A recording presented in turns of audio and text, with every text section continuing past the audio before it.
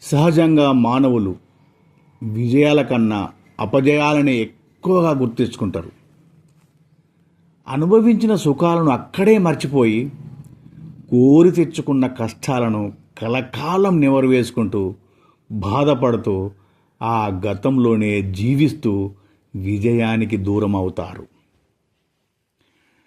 గతం ఒక చరిత్ర. ఆ గతాన్ని బాగు చేయడం మీ చేతిలో లేదు.